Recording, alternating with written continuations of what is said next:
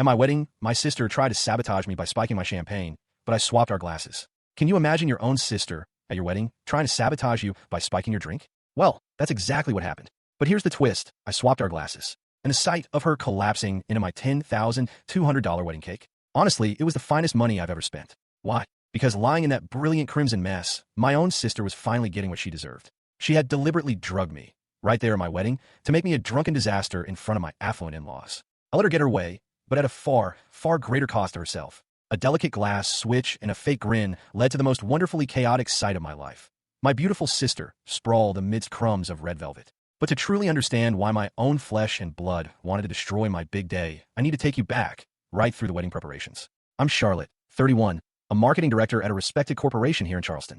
I've always prided myself on being self-assured, sensible. My younger sister, Emily, 29, calls herself an influencer, which, let's be real, is just a fancy term for being unemployed and living a completely fake life on social media. What she conveniently didn't share with her 15,000 followers was the $60,000 credit card debt she'd been hiding from our parents. My parents, Richard and Deborah, have always favored Emily. It defied all logic, all reason, all fairness. It didn't matter if I got straight A's, scholarships, or job promotions. Emily could post a selfie with some Pinterest-inspired inspirational quote, and Mom would practically frame it. Emily's jealousy, which was already a gaping wound, absolutely peaked when I got engaged to James.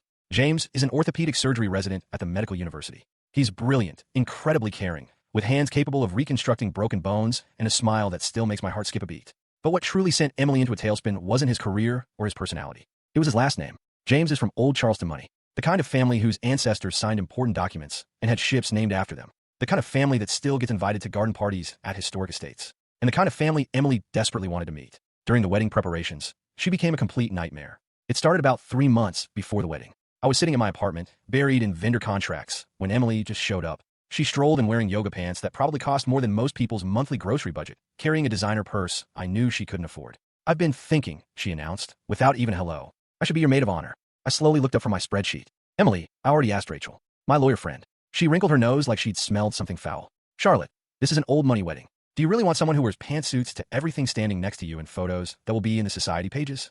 "Rachel is my best friend. She's been there for me through everything. And I'm your sister."